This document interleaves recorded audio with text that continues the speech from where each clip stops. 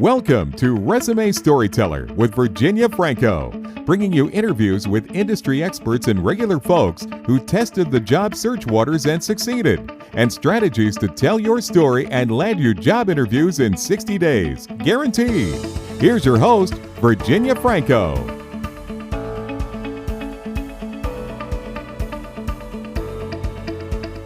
Hey guys, this is Virginia, and welcome to the Resume Storyteller podcast. I have with me today LinkedIn trainer Shelly Elsliger. She is a LinkedIn trainer and the president of LinkedIn Express. She coaches corporate teams, executives, leaders, business students, and job seekers, and inspires them to maximize their professional branding and social influence on LinkedIn in order to help them reach their professional goals. She is a Forbes writer, a 2019 Women of Inspiration winner, a member of the International Coach Federation, and in 2017, she made the ranks of globally recognized LinkedIn training experts. She brings her 20 years of experience as a career specialist and her passion for LinkedIn to all of her workshops and her speaking engagements.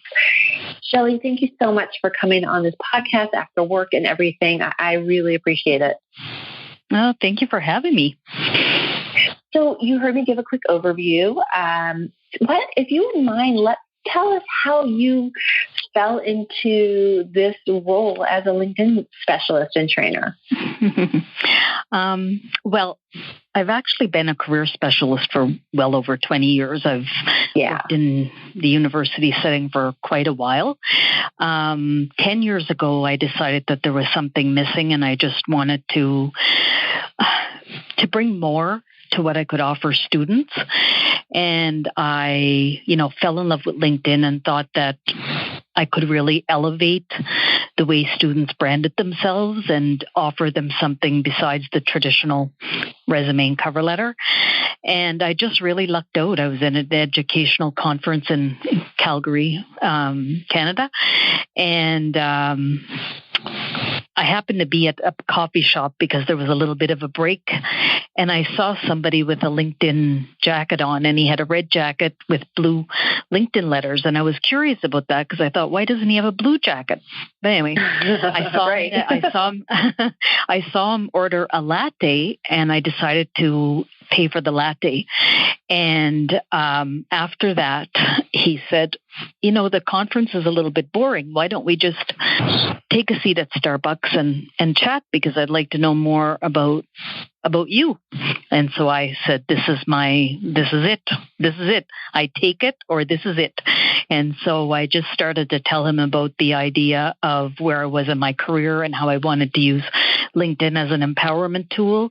And it's funny how the power of networking just works at the most important times, because after that, he introduced me to a couple of people. One is still my mentor today, and I got actually the training directly from LinkedIn, which was great. And after that, it changed everything. It changed the way that I coach students. It gave me another tool to elevate their profiles. And I guess that's what's led me to where I am today, because although I have my own business as, president of LinkedIn Express, I also work at the University of Toronto, and I'm the LinkedIn coach and also a career specialist with the management portfolio here at the business school. Oh, I don't think I realized that. Well, it's, I have a college kid and another one heading there next year. And, getting them on LinkedIn is not second nature. They get that there's a resume. So that's wonderful that you are educating them ahead of time, ahead of most. So I would love to focus on job search, because that's who a lot of my listeners are, and I know you deal with them as well. Given today's job search landscape, are there a couple of challenges that you see those testing the job search waters? Are they facing some new challenges that maybe they weren't years ago? Yes, absolutely. So I think, first of all, many people still rely on the old traditional way of applying for jobs, resume and cover letter. And things have changed. I mean, one part of my job is also to work with employers. I develop a lot of relationships, and now I see them come in to whether it's the university or even another environment. And basically, they don't even have business cards anymore. They don't accept hard copies of resumes. Some of them don't even really ask for that right out front. It's like almost a secondary or down the road. Yeah, not top of mind, right? Yeah, it's not top of mind. And they will say, I expect a message from you on LinkedIn within the next 48 hours. And I want to get to know you and see how you carry yourself online. I want to know more about you, because there's now this thing about, the holistic you, and are you a fit with the culture? And I don't think, resumes have that ability to give always what employers or recruiters are looking for. I mean, it's a pretty standardized document. There's not a lot of space to give parts of your personality, and especially those parts of your personality that stand out. So I think that that's a big thing that we have to. It doesn't mean that a resume and cover letter is not important, but it means that there are other ways now. And I think a LinkedIn profile is definitely one of those things that we have no choice to build if we are a job seeker in 2019, going into 2020. Right. No, I agree. And the LinkedIn just has more space, if nothing else. You're limited with a resume, and the tone is very different. It doesn't allow the reader to really see, like you said, a holistic view of you. Yes, and because LinkedIn is not an online resume, which many people have to understand, it was never meant to be a resume. It was meant to be basically an online version of you. It's a networking tool. That's why you can use your picture. That's why there are spaces there to allow you to create a story and not just fit in accomplishment statements. It goes beyond that. So employers feel that that's a space where they can actually get to know you and the kind of person you would be at the water cooler kind of thing. And if they'd like to hang out with you, because that can be a big thing, right? So I think LinkedIn offers the employer or recruiter the idea to see you in a different kind of light, I guess, in a broader light than what a resume would offer. Yeah, no, that's a really good point. Do you find that's sort of what clients are most surprised by, that LinkedIn is not a cut and paste of your resume, or is there sort of something else that flummoxes them, I guess, for lack of a better word, in the job hunt? For the LinkedIn profile? Or just in general, in job hunt, maybe as it relates to LinkedIn, is there something that you find that clients are surprised by, and you've been able to educate them to see it differently? I think the power of networking, because many people don't realize that networking is so powerful, and LinkedIn is about networking. So I'm going to say networking in general, not just about LinkedIn, but networking offline and online. Like, there's an art to networking. There's an art to building relationships. There's an art to creating community. And when we're able to build a community and network effectively, then when we are job seekers and we tell people that we're actually on the job hunt, we can actually increase the number of people that recognize what we're after, or recognize, our goal at that time, and possibly help us. But if we don't have the power to network, or we don't invest in practicing our networking skills, then it can hold us back. And now, again, like LinkedIn exists because the power of networking on a global basis can now happen through LinkedIn. So it doesn't even have to be local anymore. It can be, local, but it can also be global. So we have that option now. So that's it also, for people who don't want to just think about local opportunities, this is a great way for them to open up. Like, it's not as limiting if you are able to travel and you're able to relocate. it just opens up so many more doors. So that by networking and having that opportunity to use a global platform like LinkedIn, it just offers more opportunity and chances of possibly finding a job. Yeah, no, I sort of see it. It starts out to me as a Rolodex on steroids, but then it quickly, for me, that's how it started. And then it morphed into a real community. And you're right. As soon as you put out the word that you have a need, you have a group of champions. If you sort of done it right with really building a give and take community online. And you're right, and they're all over the country. I mean, I'm in the U.S., you're in Canada. Yeah, and it doesn't matter what your goal is. I mean, whether it's like being a job seeker or whether it's just collaborating on ideas or speaking engagement. Right. I know that it doesn't matter what the goal is. It just, you can place any goal in there, but the power of the network is going to help you achieve it. Yeah, no, very, very true. So one of my favorite questions that I like to ask is there something that drives you absolutely nuts when it comes to people on LinkedIn, maybe not using the platform correctly, just sort of LinkedIn mishaps? Do we have which one do you pick from? Yeah. So for LinkedIn, yes, I have a few. One, cutting and pasting your resume. Two, not having a picture because it is a networking site, and I think that is part of making a really good impression, because otherwise people are going to wonder why does that person not have a picture? And then the person starts questioning before they even have a chance to get to know you. So it's off to a bad start, right? Yeah. So right. Having a picture is really important.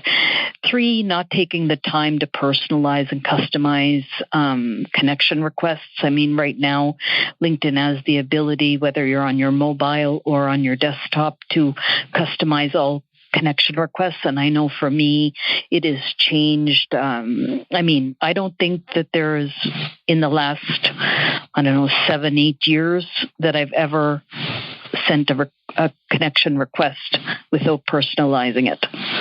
And it's changed. It's changed the quality of my community. And it makes such a difference. I agree with that. It's funny because I used to accidentally hit the default automatic request on mobile. And so I try to remind myself, okay, I only do it on desktop. But now they've made it easier on mobile to make sure that you have an option of sending the customized connection request. I'm forever grateful for that. Because it has elevated the quality of my network.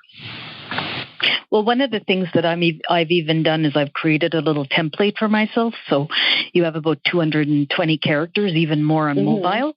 And basically in the first part of my connection request, or I tend to personalize it.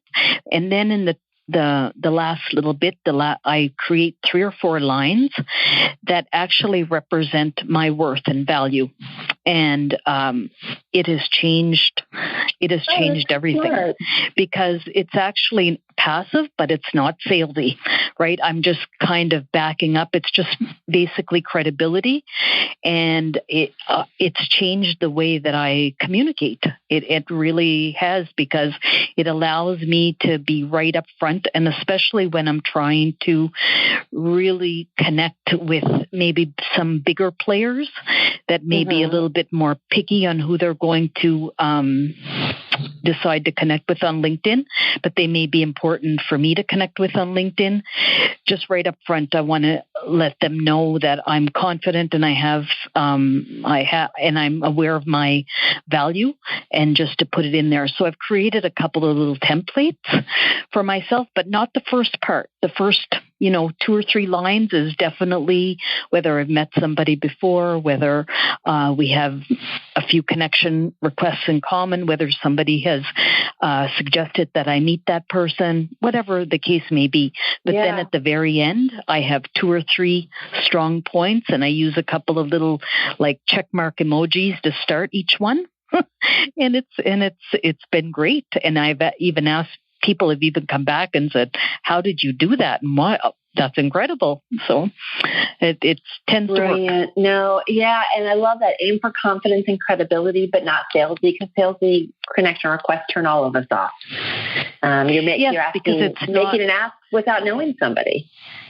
Yeah, and it's not salesy in any way. It's just basically like summarizing some of the key points that I would want people to know, whether that's because I want them to know that I'm available to speak, or I want them to know that I'm, that I am writing for Forbes, because it elevates my, it shows the elevation of my writing skills. So it's just a few little things, but instead of it being that salesy kind of like, do you want to buy it? Because I'm not selling anything. I'm just basically wanting to build relationships, which is really what LinkedIn is about. Mm-hmm. That's right. No, I love that. That's a great pro tip. So switching gears a teeny bit, is there any advice or maybe one strong piece of advice that you would like to share in terms of helping people that are looking to begin their job hunt or a career move? What's the first step they need to take on LinkedIn? Just don't take a buffet type of approach. Whether that's with resumes and cover letters or LinkedIn, I always tell my clients or my students, you're bigger than a buffet. You are better than a buffet. What's bigger and better than a buffet? What? Better than a buffet, I should say. We don't want bigger than a buffet. But that's it. Thank you. I always say don't take a buffet style approach. Think of everything as you're going in there and thinking that this could be the one, right? Always think a la carte. And you will get into the habit of working that and realizing that everybody wants to be treated not in a buffet style, but in an a la carte style. If we have the choice, let's face it. Well, maybe not everybody, but the majority of us. But you want to feel like you're special, right? Yeah, we'll take the a la carte. So always, yes, is it going to save time? Absolutely, if we do everything buffet style. But is it in the long run, what is going to give you back more of an ROI? Where is that ROI? And it's definitely going to be when we take an a la carte approach to job search. So I would say that that's one of my one of the things I tell practically everybody that I see, because there's a habit you have to, like, we like those quick fixes, right? Like people want to do things as fast as they can and as quick as they can, and then, send out as many as they can. But it's really important to kind of reflect and realize that quality is always better than quantity. And at the end of the day, it will bring back more results, better results. So in terms of an a la carte approach, certainly that applies to in-mail outreach. Where else do you see it? Like even on LinkedIn, I mean, because you have your story, but when you're reaching out to people and building that relationship, you have to, the story kind of tells your background, right? It supplies the background that somebody may want to know just to get to know you more. But once that happens, LinkedIn is just a stepping stone. Then the real conversation has to come about. What you're saying. Okay. Yeah. And cover letters, the same thing. And even resumes, I think at this point in the game, you can have a resume that will work, but it doesn't hurt to take that resume and really see, how can I take that resume and make it work for this company, for this opportunity. For this opportunity. It doesn't have to be one resume fits all, or one cover letter fits all, or one LinkedIn story fits all. There's so many opportunities to change it and make it work so that, you're you're really thinking, how can I build a relationship with that person who's going to be receiving on the other end? No, that makes sense. I love that. A la carte, not buffet, quality over quantity. So what about and I get these people all the time. Ideally your client is someone who you catch before they embarked on a job search. But what about those people that have been job hunting and it is not going well? Where do you recommend they sort of get started, or maybe get back on the right track? I would say, find a coach, find somebody that you trust, because you can literally go through every aspect of the job search with a coach who recognizes and can walk you through. I mean, I even have coaches in my life, right? Like I'm a coach to many people, but I have a coach, and I just use that coach as a springboard now in my life to just kind of practice and without judgment, right? Because when and also a sounding board. A sounding board, and it's less, we don't have to go in with our coach and feel like we're under the same amount of pressure that we might feel when we're going into an interview situation.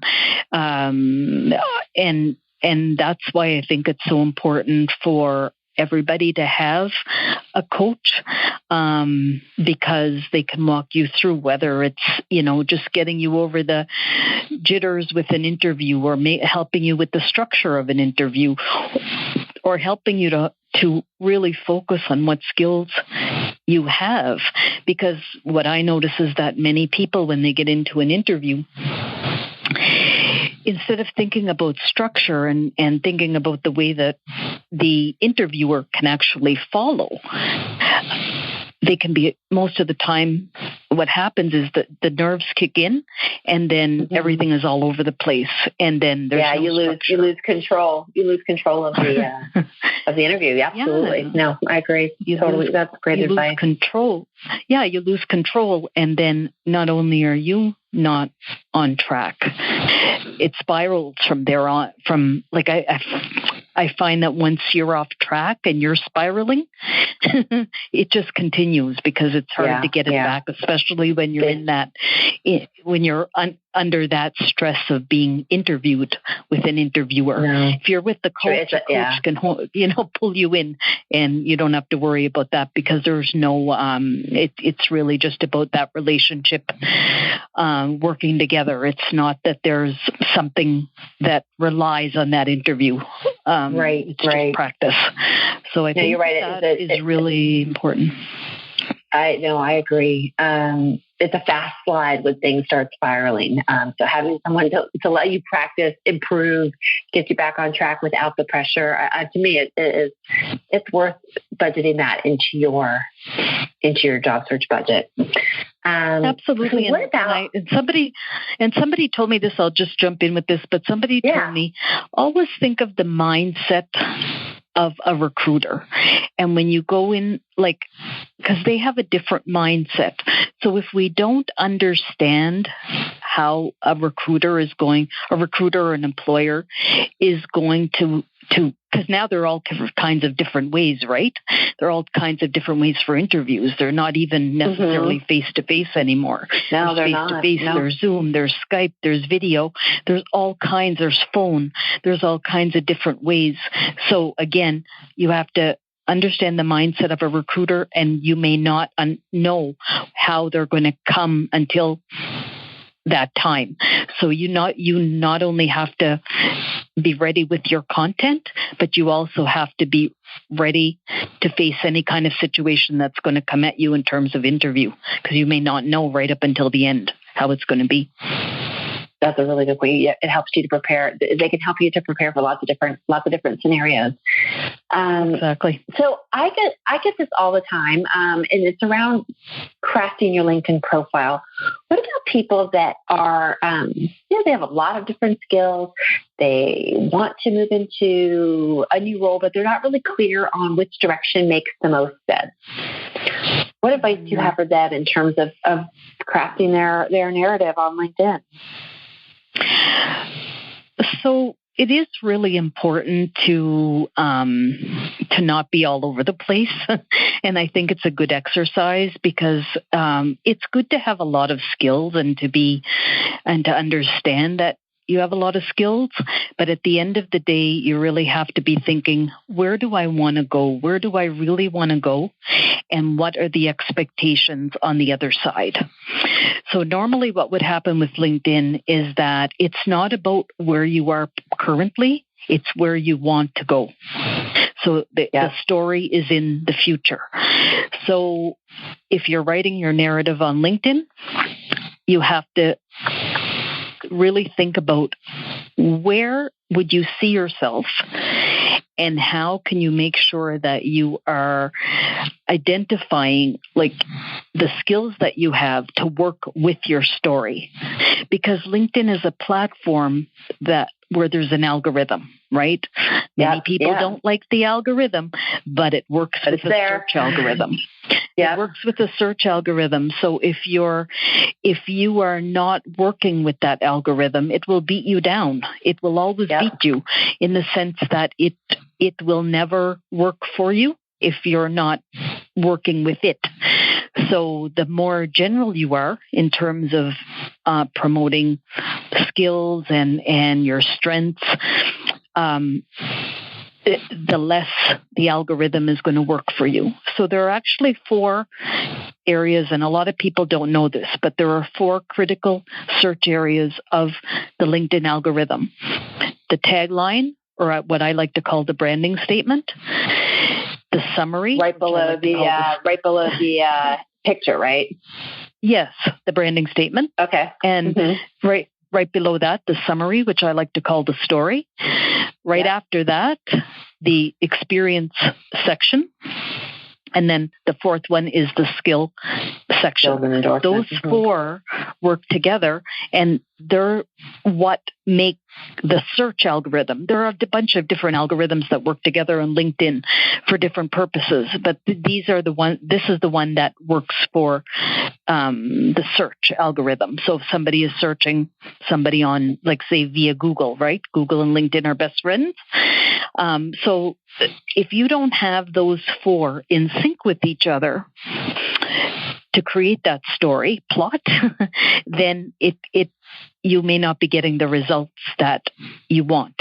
So the more general you are, the less you're going to be able to create that story that's in sync, bringing those 4 areas together.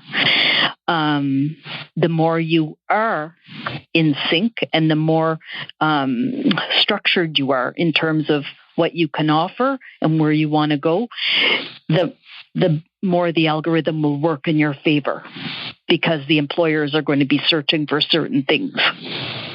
So the keywords need to be in the tagline below the picture, the summary or that about section, the experience section. And I've also heard that putting them in the job title is very powerful, wherever you can do that. Yeah, well, that's part of your experience section. So they give you quite a few characters. And the whole point is like sometimes our job title doesn't reflect what we actually do. So if we give a job title and say we've worked in different things, we can actually create a little bit of we can say the job title, but then we can go on to maybe explain it or to the department or to elaborate a little bit. So I think, again, it's okay to have different interests and different strengths, but I think go to job postings, really maybe even do a career test. I know for the business school, we have what is called Career Leader, and it's in no way telling, the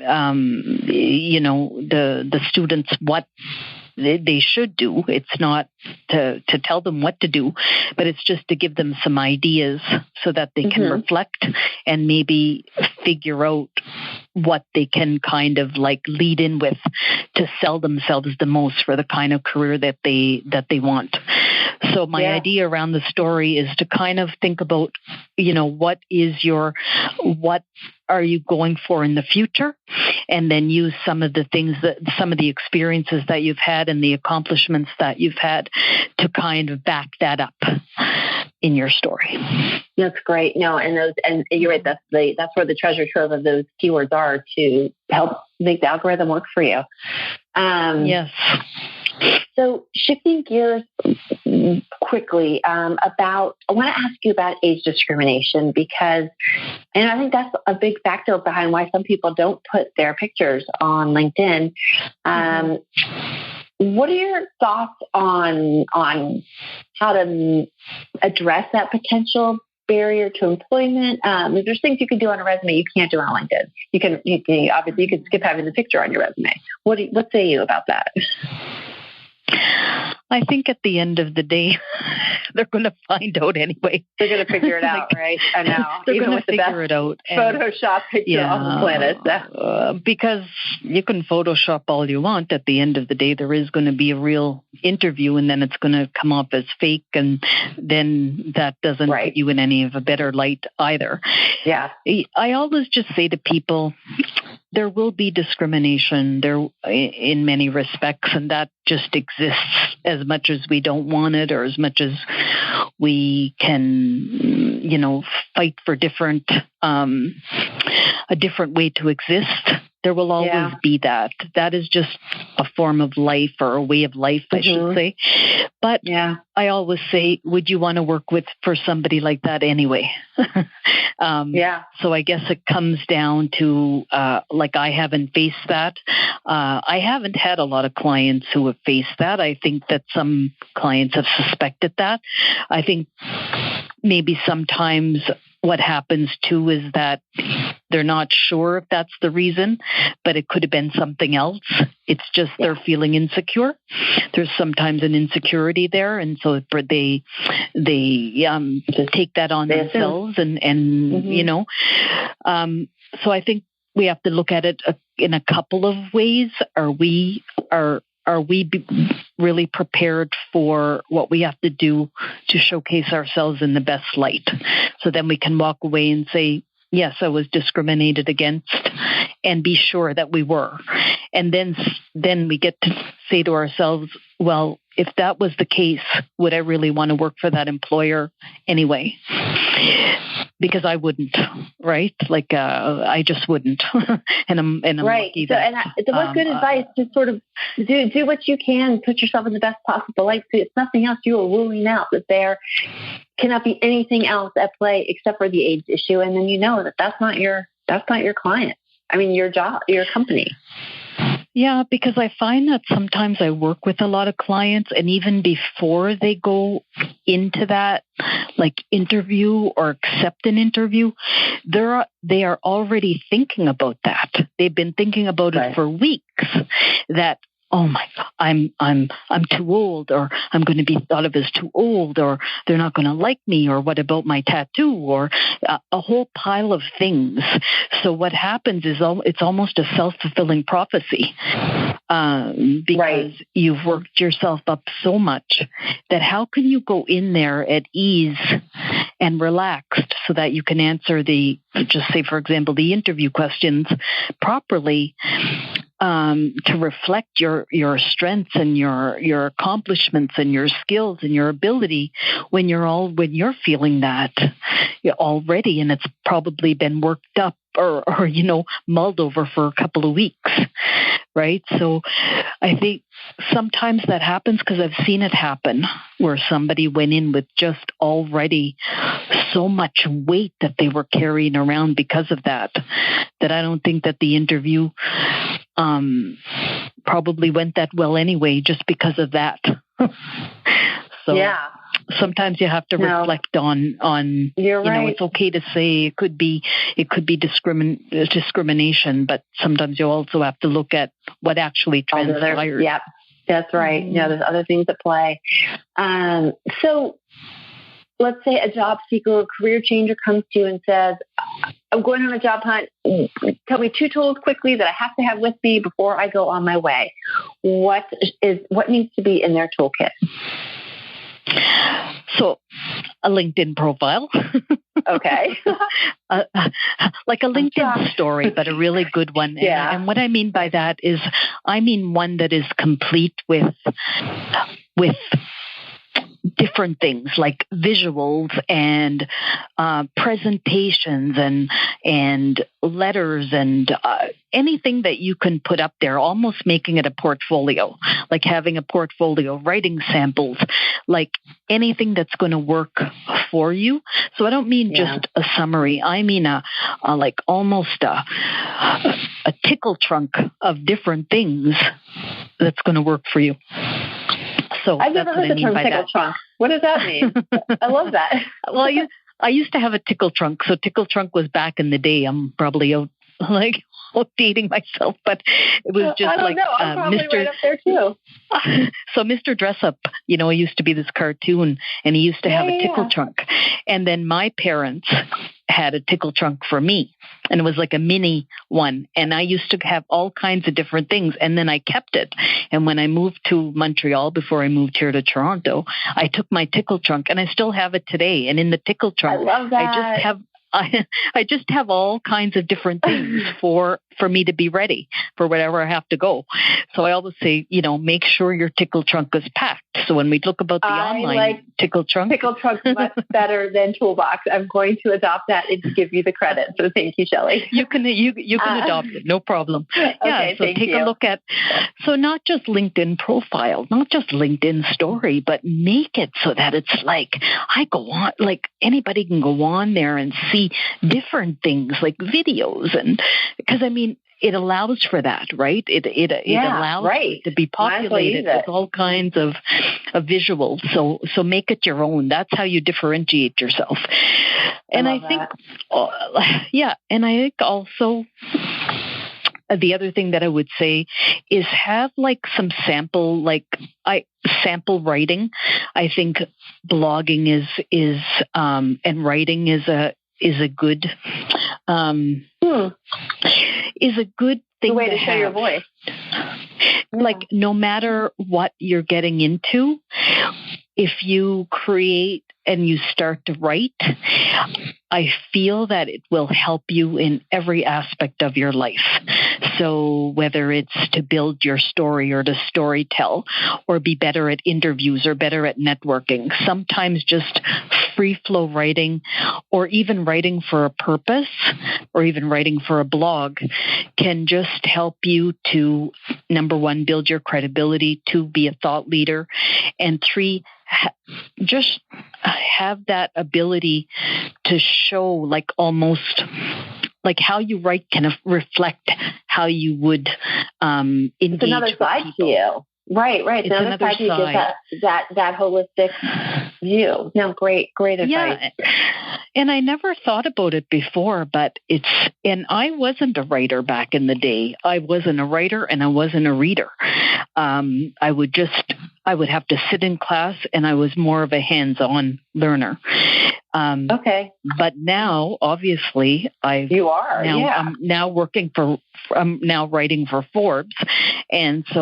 And I see how that has been so beneficial to my own growth in a variety of ways. And now I use some of those things with the clients and the students that I have, like just putting down your thoughts and where you see yourself. Because sometimes writing it will just influence it to happen, or I guess make it it puts it out there in the universe. Yeah. No, it's true. I've always been comfortable writing. I wasn't comfortable with the speaking, so that's one of the reasons why I started this podcast and build out that, but it's another way of free flow commentary, I guess. Yeah, like stretching yourself, whatever that may be. Yeah, right? yeah. But I blog a lot as well, as you've seen. So last question, my favorite one. Tell me what is next for you. You have many pots in the, what is it? Pots in the fire, pots in the oven. I forget what the phrase is. Yeah. Hands in the pot. Thank you. Irons in the fire. Well, I wanted to, because I'm speaking more now, and I actually really love that. I speak a lot on the power of social reciprocity on LinkedIn. So the power of being kind and how you can really build community through acts of kindness but not expecting anything back. So I don't know if you know Adam Grant, but he has a book on, the go-giver and being a go-giver. And I use his reciprocity circle a lot here at the university. I'm often a facilitator for that, which is in the power of giving, social with reciprocity without expecting anything back, and the power that lies within that. So now I work on the other side, where I'm actually doing the other side of the coin, which is reciprocity online. So it's a little bit different, but it's still so very powerful in terms of building relationships and of just building community. So I do a lot of speaking on that, and now I've wanted to kind of really take that further. So I want to travel a little bit and speak and spread the word. So I know that I'm going to Chicago and Nashville are two things set up in the winter in 2020, and in winter 2020. And I really want to. Well, I want to do a TED Talk, so that's the next thing on my list too. But really taking social reciprocity and spreading the word that we can be wherever we want to be, but when we actually build on that art, it can bring us so much value that, we can't even, it's unrecognizable. So much value can come from being a go-giver as opposed to a go-getter. I love that. And so I think that I want to spread the word about that. I'm also an anti-bullying. I'm also an advocate for anti-bullying. So I just wrote a book called, I'm part of a group of authors that wrote a book called Unstoppable. So I partnered up with jack.org, which is an organization against bullying. And now I'm trying to spread the word about bullying online. And that there is no prerequisite for bullying. It happens in the workplace. It happens with children. It happens. That's right. There is no prerequisite. So I want to also bring that to light. There are a lot of great organizations and people spreading that word, but I want to really spread the word online, anti-bullying online. So if people want to learn more about you or your efforts, your speaking, on your bio that I will publish along with this blog, about the podcast, I have your website, which is linkedexpress.ca, as well as your LinkedIn profile. Is there another way that people can reach out to you or learn more that you would like to share? I mean, I think those are the two, because LinkedIn is my my place. Your so home. I think most, that's where I'm. My home. My home away from home. But I think I'm on Twitter and I'm on Instagram and I'm on all of the major social media, but not in the same way that I am on LinkedIn or my website. But I would say LinkedIn is probably the best place where you're going to, number one, get to know me, and number two, where we can connect and actually get to know each other. Just because that is my the place of the platform that I choose to, to grow in. Well, Shelly, thank you so much. I really enjoyed our conversation. You gave some really good pro tips that I never considered. So just when I think I know so much, there's always something that I learned. So I appreciate it. Well, thank you for having me. I really enjoyed our conversation. Please do take the tickle trunk and use it as much as you'd like. Thank you. You've been listening to Resume Storyteller with Virginia Franco. To learn more about storytelling strategies to catch the eye of today's SCIM online readers, hiring and decision makers, go to www.virginiafrancoresumes.com.